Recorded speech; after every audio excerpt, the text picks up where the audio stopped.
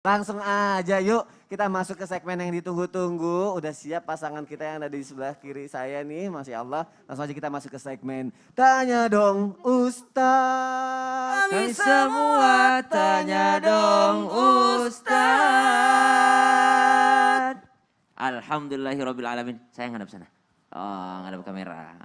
Alhamdulillah. Kamu sekarang bacain pertanyaan yang udah masuk di sosial media Islam Itu Indah. Yang insya Allah dari 2 pertanyaan yang insya Allah akan kita bacakan. Mudah-mudahan mewakili pertanyaan yang lainnya. Kamu udah pilih ada beberapa pertanyaan? Ada 2 pertanyaan. Siap, baik silahkan Oke. dibacakan. Yang pertama dari Instagram @catat03_.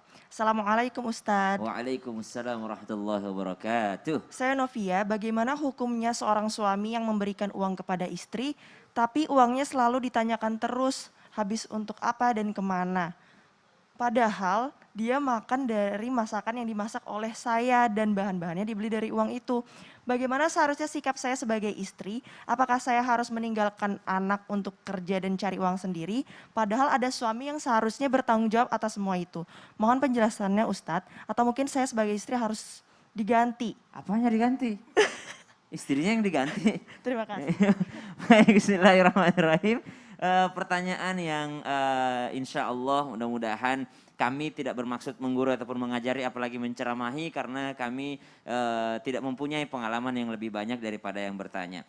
Kalau misalnya ada seorang suami yang menanyakan untuk apa, kemana uangnya, padahal dia makan dari masakan yang dimasak olehnya, maka subhanallah pernah juga dijelaskan oleh guru-guru kami yang ada di Islam Itu Indah, bahwasanya kalau begitu buat catatan gitu. Jadi buat catatan beli apa, itu cara yang pertama. Ada pembukuan keuangannya. Yang kedua adalah ajaklah sesekali ke pasar gitu ya. Ajaklah sesekali untuk membeli bahan makanan, untuk membeli sesuatu yang mungkin ibu memang habiskan pada haknya gitu.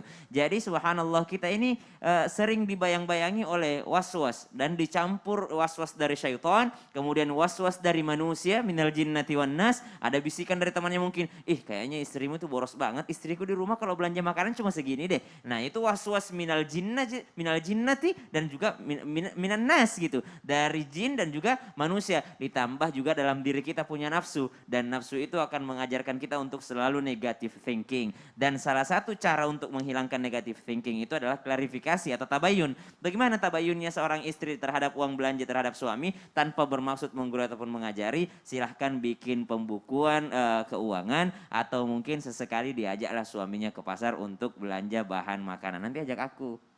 Kenapa Pasar. ke pasar? Kamu yang harus diajak ke pasar. Ya subhanallah, pertanyaan yang kedua. Oke. Pertanyaan yang kedua. Pertanyaan yang kedua Mm-mm. dari hamba Mana? Allah. Dari hamba Allah. Assalamualaikum Ustadz. Waalaikumsalam Apa yang harus saya warahmatullahi lakukan? Maaf, dalam pernikahan kami yang 10 tahun belum dikaruniai anak dan istri saya menyuruh saya nikah lagi. Bahkan setiap hari mendesak saya nikah lagi. Masya Allah. Tapi saya nggak mau karena buat saya istri saya nggak bisa digantikan dengan yang lain. Masya Allah. Tapi sekarang tiap saya dekat istri malah seolah emosi seakan mau menjauhkan dirinya dari saya. Saya selalu yakinkan ke dia, cuma dia di hati saya gak bisa ada orang lain. Tapi istri saya malah semakin dingin. Hal apa lagi yang harus saya lakukan untuk menaklukkan hati istri saya? Apakah ada doanya Ustadz? Masya Allah, tabarakallah. Semoga Allah memberkahi selalu pernikahannya.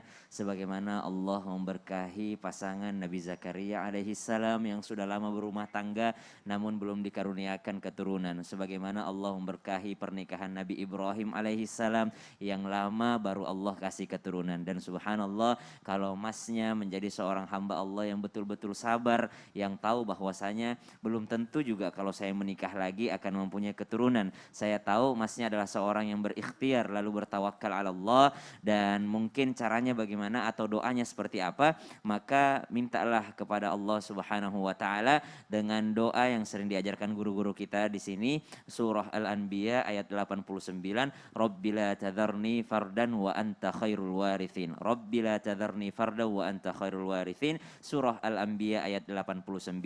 Lalu misalnya masnya juga mau mempraktekkan apa yang dilakukan oleh Nabi Musa terhadap saudaranya Nabi Harun, ketika masnya berdoa, perdengarkan kepada sang istri tanpa bermaksud menggurui ataupun mengajari, karena kami juga belum dikaruniakan ya, karena umur pernikahan kita baru. Kemudian berdoa dan perdengarkan kepada istri. Ya Allah, jadikanlah dia istri yang salihah, jadikanlah dia seorang yang sabar, jadikanlah kami ini pasangan yang selalu bersabar dan menunggu dari atas keputusanmu ya Allah. Maka kalau berdoa jangan berdoa sendiri, usahakan selalu berdoa berjamaah tanpa bermaksud menggurui ataupun mengajari. Wallahu ta'ala a'lam. Masih ada nggak sayang pertanyaannya? Ada, tapi Apa dari itu? aku. Iya. Aku langsung. Kamu kalau di rumah nggak pernah nanya loh. Ini kan ya good moment buat Iya, nanya. ya udah, baik. Oke,